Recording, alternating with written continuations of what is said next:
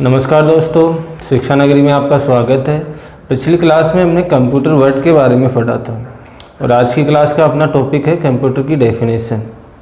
ठीक है, तो कंप्यूटर की सिंपल सी डेफिनेशन है कि कंप्यूटर एक स्वचालित इलेक्ट्रॉनिक मशीन है जो डेटा को इनपुट करता है और प्रोग्राम या सॉफ्टवेयर के अनुसार उसका आउटपुट प्रदान करता है। ठीक है, तो ये 3 लाइन की डेफिनेशन है जिसको आप नॉर्मली याद कर सकते हो, लेकिन इसका मीनिंग समझना बहुत ज़्यादा ज़रूरी है। ठीक है, इसमें 2-4 वर्ड है जो आपके लिए नए भी हो सकते हैं, नई भी है। पहला तो है स्वचालित या फिर आप इसको बोल सकते हो ऑटोमेटिक। ठीक है, दूसरा है इलेक्ट्रॉनिक मशीन या फिर हम इसको अलग से लेते हैं इलेक्ट्रॉनिक और इलेक्ट्रॉनिक मशीन।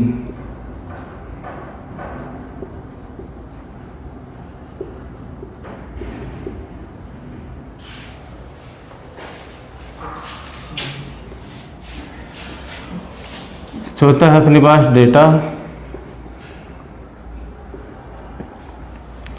5वें नंबर पे है इनपुट।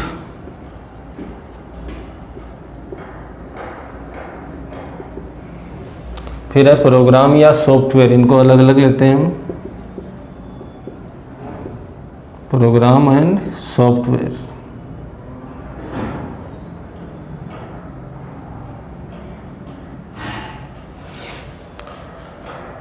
फिर एक टर्म आती है अपनी प्रोसेस और लास्ट में अपना आउटपुट। ठीक है, 1 2 3 4 5 6 7 8 9 इन 9 टर्म्स के बारे में हम आज की क्लास में डिटेल में स्टडी करेंगे ताकि हमें कंप्यूटर की डेफिनेशन अच्छे से समझ में आ जाए। ठीक है, 3 लाइन की डेफिनेशन है, रटने को रट सकते हैं, कोई बड़ी बात नहीं है कि कंप्यूटर एक स्वचालित इलेक्ट्रॉनिक मशीन है जो डाटा को इनपुट करता है और प्रोग्राम या सॉफ्टवेयर के अनुसार डाटा को प्रोसेस करके आउटपुट प्रदान करता है। ठीक है, तो पहला है इसमें ऑटोमेटिक, या हम कह सकते हैं इसको स्वचालित। इसका सिंपल सा मतलब क्या होता है कि ऑटोमेटिक हम उस मशीन को कहते हैं जिसमें इंसान की कोई हेल्प की ज़रूरत ना हो, which can work by itself without direct human control. लेकिन ये भी रिलेटिव है, जैसे सबसे पहले इंसान पैदल चलता था, फिर साइकिल आ गई तो साइकिल उसके लिए ऑटोमेटिक हो गई।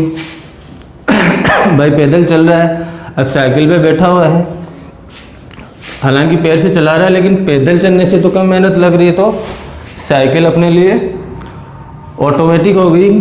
फिर आ गया अपने पास बाइक आ गई, तो यहाँ पे ऑटोमेटिक साइकिल थी और टेक्नोलॉजी विकसित हुई तो बाइक ऑटोमेटिक हो गई। ठीक है, अब इससे ज़्यादा बढ़िया ले लेते हैं हम कार। अब इन दोनों में रिलेटिवली कौन ऑटोमेटिक मानोगे आप, तो यहाँ पे हम कार को ऑटोमेटिक मानेंगे। अब इसमें भी कई तामझाम आ गए कि पहले तो गियर वाला सिस्टम होता था, अब गियर भी ऑटोमेटिक हो गया, शीशा खोलना पड़ता था वो भी ऑटोमेटिक हो गया। अब टेस्ला की कार आ गई जिसमें ड्राइवर की ज़रूरत नहीं है, तो यहाँ पे ऑटोमेटिक क्या हो गया अपने पास, टेस्ला कार हो गई। तो ये रिलेटिवली होता है कि जैसे जैसे टेक्नोलॉजी आगे बढ़ रही है हमारी ऑटोमेटिक की डेफिनेशन भी चेंज हो जाती है कि ऑटोमेटिक कौन सी चीज़ है। ठीक है, और नॉर्मली इसका मतलब ये होता है कि इसमें इंसान की किसी हेल्प की ज़रूरत ना हो। हम अगर दूसरा एग्जांपल लें, अपना डोर है, नॉर्मल डोर है, आप उसको हाथ से पकड़ के ओपन करते हो, अब उस सेंसर वाले डोर आ गए, आप सामने जाके खड़े होते हो, वो ऑटोमेटिक ओपन हो जाता है। यहाँ पे हमें कुछ करना पड़ता था, यहाँ पे कुछ नहीं करना पड़ रहा। ठीक है, तो ये यहाँ पे टेक्नोलॉजी डेवलप हो गई, तो ये हम एक टर्म यूज करते हैं ऑटोमेटिक, कि अपने आप काम कर रहा है। ठीक है, तो यहाँ से स्वचालित या ऑटोमेटिक का आपको मतलब समझ में आ गया। अब यहाँ पे कंप्यूटर के रूप में हम ले तो ऑटोमेटिक का क्या मतलब हुआ? आप कंप्यूटर में कुछ भी करते हो, आपको सिर्फ एक कमांड देनी होती है कि ये काम करना है, उसके बाद में कंप्यूटर वो काम करने लग जाता है। आपको 10 सॉन्ग प्ले करने हैं, आप एक बार में कमांड दे दो, प्ले लिस्ट में ऐड कर दो, वो सारे सॉन्ग ऐड हो जाए चलने लग जाएंगे, तो वो ऑटोमेटिक चल रहे हैं। तो इसको बोलेंगे हम स्वचालित या ऑटोमेटिक। अब दूसरा है अपने पास इलेक्ट्रॉनिक। आपने इलेक्ट्रिक और इलेक्ट्रॉनिक दो नाम सुने हैं, तो इसमें डिफरेंस से हम इसका मतलब समझते हैं। पहली चीज़ है इलेक्ट्रिक, इलेक्ट्रिकल। देखो, इलेक्ट्रिकल और इलेक्ट्रॉनिक्स साइंस की दो ब्रांच है।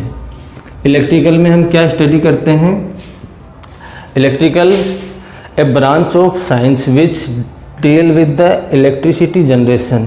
इलेक्ट्रिसिटी जनरेशन मतलब जैसे अपने पावर प्लांट हो गए जहाँ से विद्युत का उत्पादन होता है, सोलर वाला हो गया या फिर न्यूक्लियर हो गया, तो वहाँ से कि हमें एनर्जी उत्पन्न कैसे करनी है उसके बारे में स्टडी करते हैं। दूसरा है ट्रांसमिशन। भाई कोटा में पावर प्लांट है, वहाँ से हमें जयपुर तक इलेक्ट्रिसिटी को ट्रांसफ़र करना है, तो उसका ट्रांसमिशन कैसे करेंगे, उसके लिए केबल वगैरह उन सब की स्टडी करते हैं।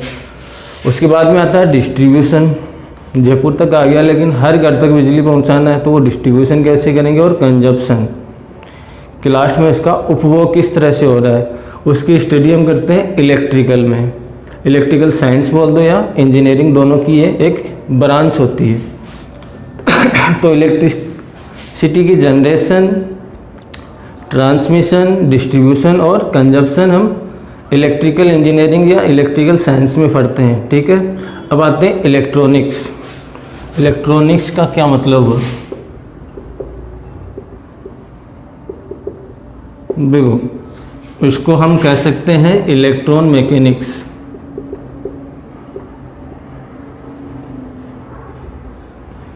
इलेक्ट्रॉनिक साइंस या इंजीनियरिंग की एक ब्रांच है जो डील करती है किसके साथ? Flow of electron through vacuum, gas and semiconductor. कि इलेक्ट्रॉन वैक्यूम में, गैस में और सेमीकंडक्टर में किस तरह से फ्लो करता है उसकी हम स्टडी करते हैं। हम दूसरे वर्ड में बोलूँ तो बिहेवियर ऑफ इलेक्ट्रॉन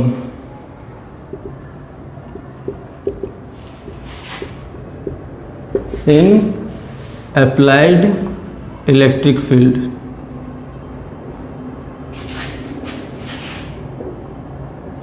मतलब इलेक्ट्रॉनिक्स में हम इलेक्ट्रॉन का बिहेवियर स्टडी करते हैं कि अप्लाइड इलेक्ट्रिक फील्ड में किस तरह से बिहेव करेगा। अब इलेक्ट्रॉनिक्स के कई प्रकार होते हैं, जैसे डिजिटल हो गया अपना, एनालॉग इलेक्ट्रॉनिक्स हो गया, micro electronics, nano, integrated circuit, semiconductor वगैरह, वो सारा इलेक्ट्रॉनिक्स में हम स्टडी करते हैं। अब इसमें डिफरेंस ये थियोरेटिकल हो गया कि हाँ इलेक्ट्रिकल तो ऐसे होता है और इलेक्ट्रॉनिक्स इस तरह से होता है। हमारे सामने दो डिवाइस आ जाए तो उनमें हम फ़र्क कैसे करेंगे? जैसे अपना नॉर्मल बल्ब हो गया, ठीक है, थॉमस एडिसन वाला, और एक एलईडी बल्ब हो गया। इन दोनों में डिफरेंस क्या हुआ? ये तो अपनी इलेक्ट्रिक डिवाइस है और ये इलेक्ट्रॉनिक है। ठीक है, यहाँ से हम एक और ले लेते हैं। इलेक्ट्रॉनिक डिवाइस किसे बोलेंगे? वो डिवाइसेज जो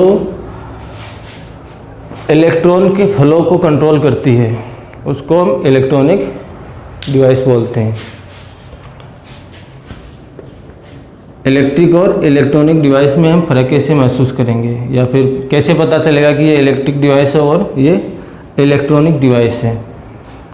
देखो, फ़र्क का सीधा सा मतलब है, ये अपनी एसी यूज करता है बल्ब।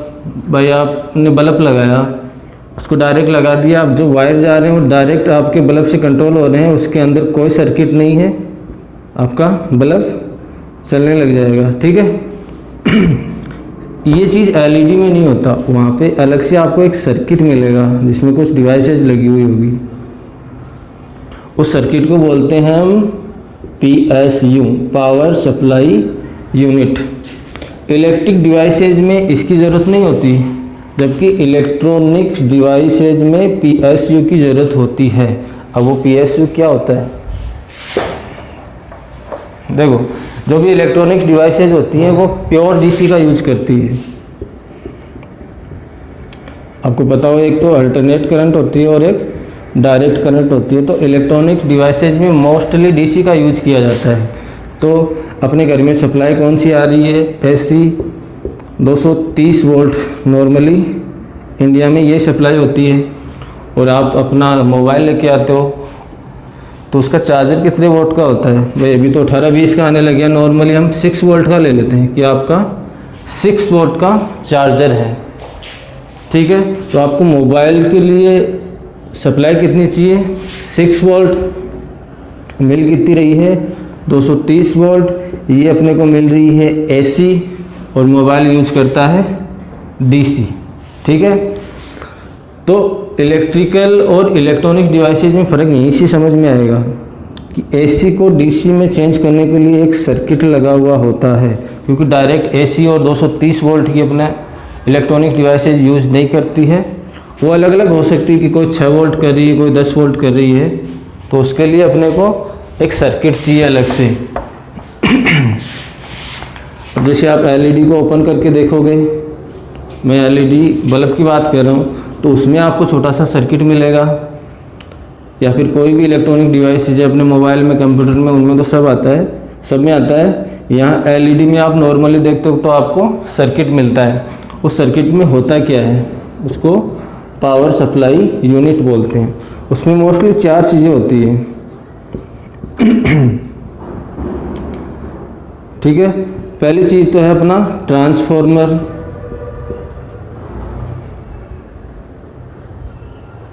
ट्रांसफॉर्मर का क्या काम होता है? अपने को सप्लाई मिल रही है 230 वोल्ट की और ये सप्लाई है AC। ये इसको कन्वर्ट करता है जितनी अपने को डिजायर है।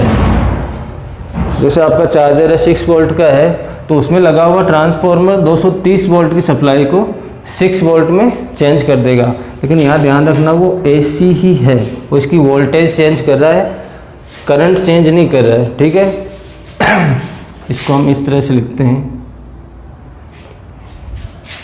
भाई 230 वोल्ट की है अपने पास, तो उसने क्या चेंज किया है? सिर्फ इसका वोल्टेज चेंज किया है। उसका ग्राफ इसी तरह से रहेगा। दूसरा आता है अपने पास रेक्टिफायर। वोल्टेज तो वहाँ पे कम हो गया, इसका क्या काम है?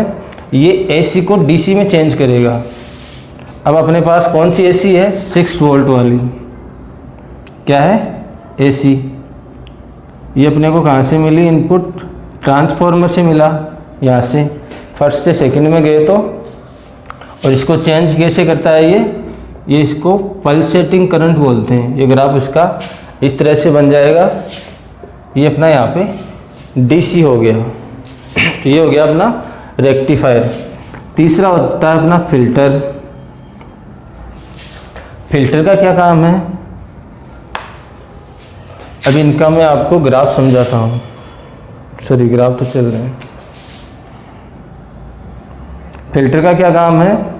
ये जो अपने पास DC आई है, उसमें अगर कोई भी XYZ ऐसी कंपोनेंट है तो वो उनको अलग कर देता है। ये तय करता है कि कोई भी AC का कंपोनेंट आगे नहीं जाए, ठीक है। और ये इसको स्मूथ कर देता है। जैसे ये इस तरह से है तो इसको इस तरह से कर दिया।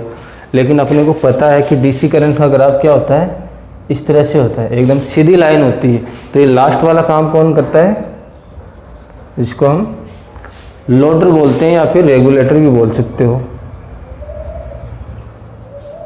तो ये रेगुलेटर का काम है कि पीछे कुछ भी हो, आगे जो सप्लाई जाएगी वो कांस्टेंट ही जाएगी।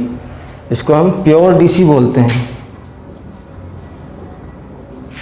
तो जो अपने पास पावर सप्लाई यूनिट होती है उनमें 4 चीज़ें होती है: ट्रांसफॉर्मर, रेक्टिफायर, फिल्टर और लोडर। जो भी आपको इलेक्ट्रॉनिक डिवाइस मिलेगी उनमें सब में ये चीज़ आएगी, क्योंकि मोस्टली इलेक्ट्रॉनिक्स डिवाइसेज डीसी का यूज करती है। अब यहाँ पे कुछ डिवाइसेज हैं जो एसी का भी यूज करती है इनपुट के रूप में। 3 नाम याद रखना, एक तो अपना इन्वर्टर, ट्रांसफार्मर और एक होता है कन्वर्टर। ठीक है, ये 3 चीज़ें हैं जो एसी इनपुट के रूप में इलेक्ट्रॉनिक डिवाइसेज में दी जाती है, बाकी मोस्टली डीसी का ही यूज करती है। ठीक है, तो आपने यहाँ से इलेक्ट्रॉनिक्स डिवाइसेज समझ में आ गई। आगे है अपने पास डाटा।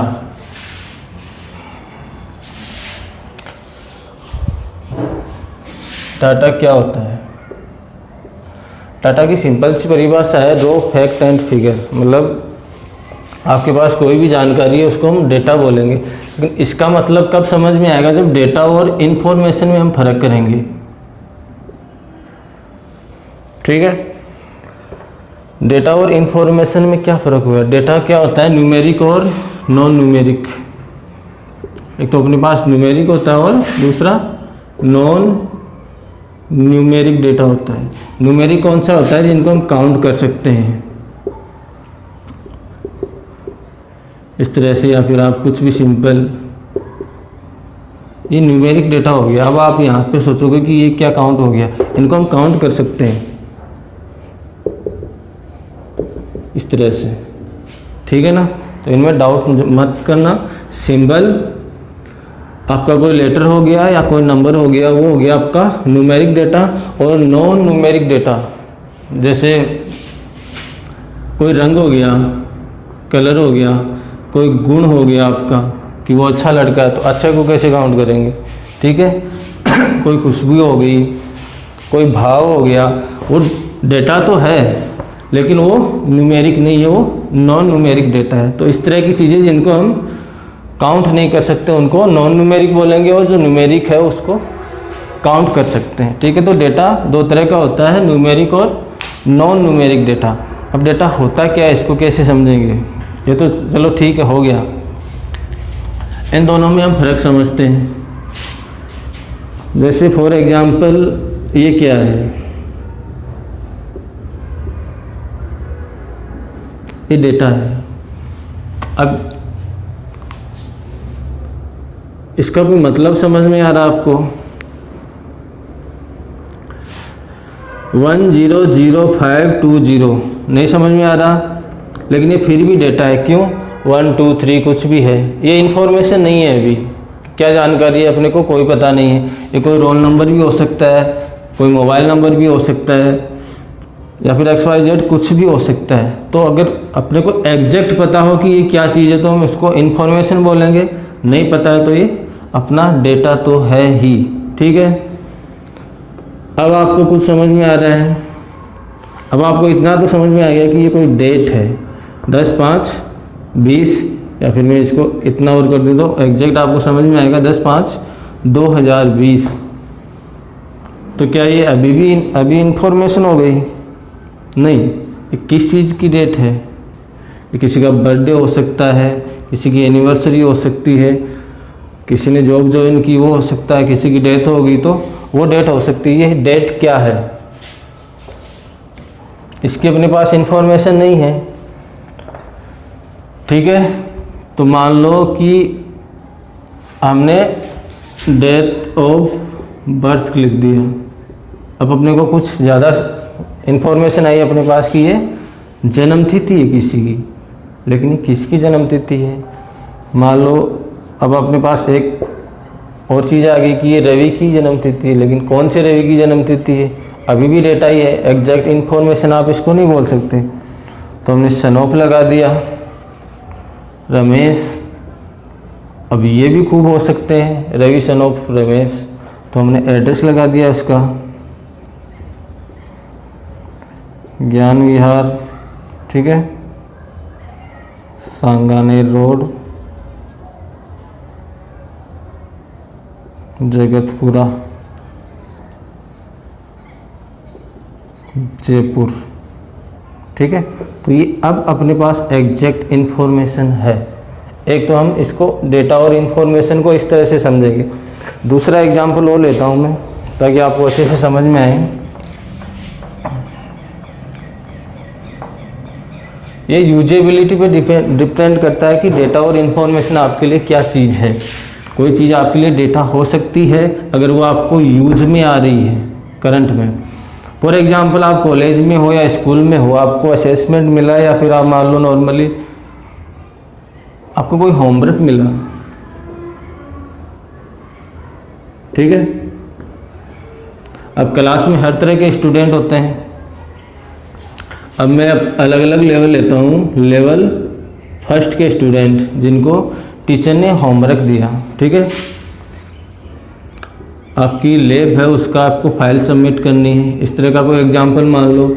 तो लेवल फर्स्ट के स्टूडेंट जो कि है होशियार स्टूडेंट है, जो ईमानदारी से अपना काम करते हैं, उन्होंने 30 पेज का वो फाइल तैयार की अपनी प्रैक्टिकल की, ठीक है। अब उससे नीचे लेवल 2,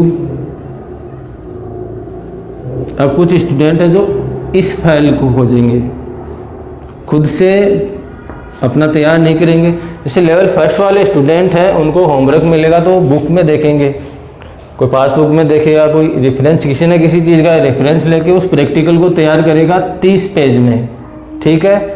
दूसरे लेवल के स्टूडेंट है जो इतनी माथापच्ची नहीं करेंगे, वो सेम ये जो 30 पेज का है उसको यूज करेंगे। मान लो उन्होंने 20 पेज में अपना तैयार कर लिया और देखेंगे 30 पेज क्या माथापच्ची रख रखी है, वो उनको नहीं, उनको तो शॉर्ट करना है, जल्दी काम करना है, तो 20 पेज का तैयार कर लिया। अब लास्ट में सबसे टैलेंटेड जिनको कि मंडे को सबमिट करना है, सैटरडे को काम स्टार्ट कर अपना, तो वो फाइल लेंगे इससे 20 पेज, ठीक है। संडे का टाइम है, संडे को फ्री मस्त मज़े कर रहे हैं, संडे शाम को याद आया कि कल आपको फाइल सबमिट करनी है। अब वो शाम को काम करेगा, नहीं भी करेगा कि सुबह जल्दी उठ के कर लेंगे, तो सुबह जल्दी उठ के कर लेगा तो वो कितने पेज लिख पाएगा। मान लो उसने 20 के 10 पेज कर दिए या फिर 15 पेज कर दिए, ठीक है। तो ये हो गया अपना लेवल 3। अब लास्ट कि सबमिट होना ही है, क्लास आ गई, टीचर आ गए, तब किसी को याद आएगी हाँ फाइल भी सबमिट करनी है, तो वो 1 घंटे में क्या कर पाएगा कि मान लो उसका नंबर वाई पे आता है, योगेश नाम है, उसका रोल नंबर लास्ट में आएगा, उसके पास 35 मिनट है, उसको फाइल सबमिट करनी है। लेवल फर्स्ट वाले ने 1 महीने पहले कर लिया, दूसरे ने 20 दिन में, और इसने मान लो कि 1 दिन पहले किया है, तो ये उसी क्लास में कितना लिख पाएगा, मान लो 5 पेज ही लिखा, ठीक है। तो ये अपना लेवल 4 हो गया। अब यहाँ से डेटा और इन्फॉर्मेशन को समझना, जो 30 पेज वाला स्टूडेंट है उसके लिए तो डेटा हो गया उसकी जो बुक, मान लो बुक है अपनी 250 पेज की, लेकिन उसके यूज में क्या आ रहे हैं, सिर्फ 30 पेज। तो ये 30 पेज क्या हो गई, इन्फॉर्मेशन। ये लेवल फर्स्ट वाले स्टूडेंट के लिए इन्फॉर्मेशन हो गई। अब यहाँ पे आते हैं लेवल 2 पे, तो इसके लिए डेटा क्या था, 30 पेज। जो लेवल फर्स्ट वाले स्टूडेंट थे उनकी फाइल इनके लिए डेटा हो गई। उस डेटा में से इसको यूज करने लायक जो चीज़ें थी उसको हम इन्फॉर्मेशन बोलेंगे, तो 20 पेज इसके लिए इन्फॉर्मेशन थे, ठीक है। फिर लेवल 3 में जो 20 पेज है इन्होंने और कम कर दिया, तो 15 पेज इसके लिए इन्फॉर्मेशन हो गई। अब लास्ट वाले के पास 5 पेज इन्फॉर्मेशन हो गई। इसके लिए तो डेटा तो क्या है, ये किसके पास इतना डेटा था, इसमें से इन्फॉर्मेशन इसने क्या निकाली, 5 पेज। तो डेटा है तो यूज के हिसाब से है, ये आपको समझ में आ गया। जैसे आपके पास सीडी है, इसमें 500 गाने हैं, तो ये तो अपना हो गया डेटा। आपको सिंगल कोई गाना काम में लेना, प्ले करना है, और आपको करने हैं 245 नंबर का सॉन्ग, तो वो सॉन्ग आपके लिए इन्फॉर्मेशन हो गया। तो ये डेटा और इन्फॉर्मेशन का फर्क है, ठीक है। अगली टर्म है अपनी इनपुट।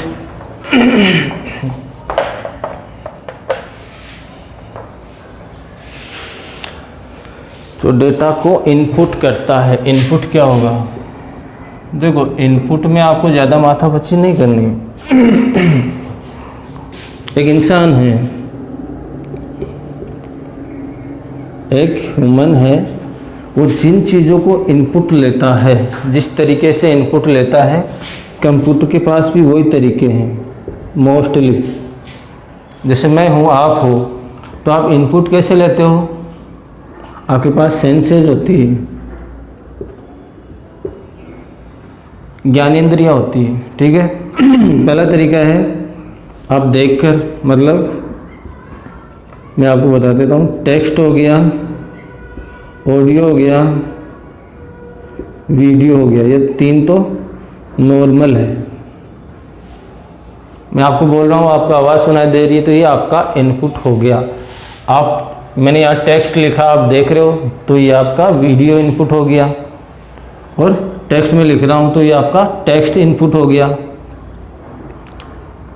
कोई हवा चल रही है, ठंडी है, गर्म, आप इनपुट ले रहे हो, तो वो आपके सेंसर हो गए। सेम इसी तरह से कंप्यूटर भी इसी चीज़ों सेम वैसे इनपुट लेता है जैसे हम लेते हैं, और आउटपुट भी उसी तरीके से देता है, तो हमें समझ में आता है, क्योंकि डेवलप हम ही ने किया है। भाई हम जो देखते हैं उसी चीज़ों पे तो काम करते हैं, मशीन भी हम उसी तरह की तैयार करें कि हाँ, जो काम हम कर सके वो दूसरा कर सके। जैसे पिछली क्लास में मैंने आपको बताया था कि कंप्यूटर पहले जॉब होती थी, जो काम एक इंसान करता था, अब जो काम इंसान करता था उसी तरह की वो मशीन बना रहे, मतलब इनपुट आउटपुट वगैरह सब इंसान से रिलेटिव ही होगा, ठीक है। तो इनपुट करने के लिए टेक्स्ट, ऑडियो, वीडियो फाइल होती है, आपके सेंसर हो जाते हैं। फॉर एग्जांपल जैसे आपका कीबोर्ड हो गया, ये इनपुट हो गया, माउस हो गया, स्कैनर हो गया, माइक हो गया, ठीक है, कैमरा हो गया, ये आपके इनपुट है। किस तरह का इनपुट करते हैं? जैसा हमारे सेंसेस काम करते हैं उसी तरह से कंप्यूटर में हमने इनपुट जोड़ रखे हैं। और आउटपुट सेम चीज़ होगी। यहाँ इनपुट में क्या जाता है, अपने पास डेटा जा रहा है, और आउटपुट में क्या आ रही है, इंफॉर्मेशन आ रही है। ये आपको फर्क समझ में आया? जो मैंने अभी एग्जांपल से समझाया था कि आपको कोई प्रैक्टिकल की फाइल सबमिट करनी है, तो आपके लिए डेटा क्या हुआ और इन्फॉर्मेशन क्या हुई, बीच में आपने जो वर्किंग किया उसको हम प्रोसेस बोलेंगे, ठीक है। तो ये इनपुट है, और जिन डिवाइसेज की मदद से हम कंप्यूटर को इनपुट देते हैं उनको हम इनपुट डिवाइसेज बोलते हैं। प्रोग्राम या सॉफ्टवेयर के अनुसार डेटा को प्रोसेस करके आउटपुट प्रदान करता है। आपको इनपुट समझ में आ गया? इनपुट में हम क्या देते हैं, डेटा, ठीक है। उस डेटा को किस तरह से यूज करना है, उस पर काम किस तरह से करना है, तो वहाँ पे आता है अपना प्रोग्राम, या फिर इसने कहा है कि सॉफ्टवेयर। अब प्रोग्राम और सॉफ्टवेयर में आपको फर्क समझना है, तो एक चीज़ और ऐड करता हूँ मैं, इंस्ट्रक्शन, ठीक है। इंस्ट्रक्शन क्या होगी? जैसे आपको 2 नंबर हैं, उनको ऐड करना है। जैसे कोई नंबर है x + y, ठीक है, तो ये प्लस वाला है ना, इसको हम इंस्ट्रक्शन बोलेंगे कि आपको जोड़ना है। x + y = z, 2 + 3 = 5, ये प्रोग्राम हो गया। x + y = z, किसी 2 नंबरों को जोड़ने का आपको प्रोग्राम बनाना, तो प्रोग्राम कैसे बनेगा, इंस्ट्रक्शन से बनेगा। प्लस में आपके पास इनपुट होना चाहिए, डेटा होना चाहिए, तो वो प्रोग्राम हो गया।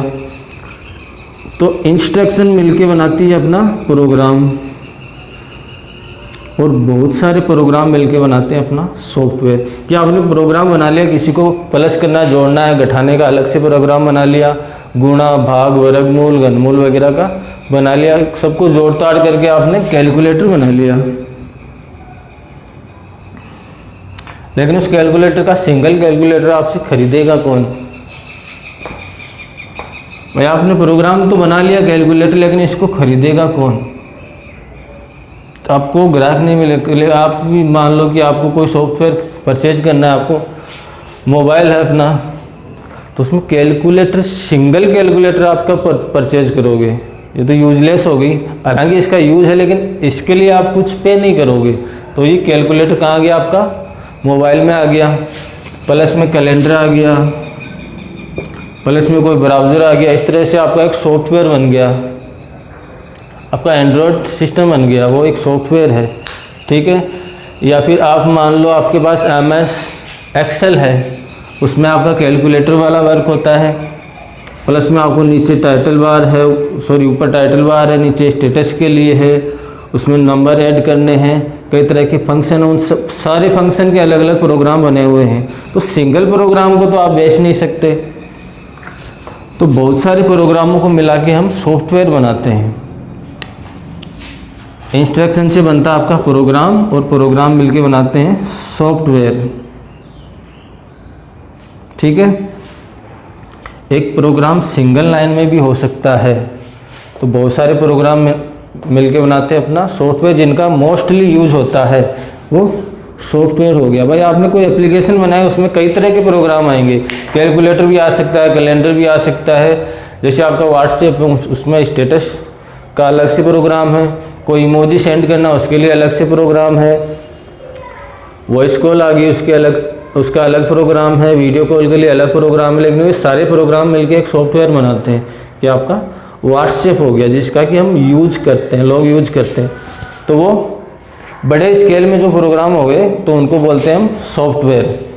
और एग्जैक्ट इसकी डेफिनेशन वगैरह क्या होती है, अलग से आपका एक चैप्टर है, तो उस टाइम पे हम इसको डिटेल में स्टडी करेंगे। ये मैंने सिर्फ आपको समझाने के लिए बताया है, ठीक है। अब आगे है, डेटा को प्रोसेस करके आउटपुट प्रदान करता है। अगली टर्म अपनी आ गई प्रोसेस।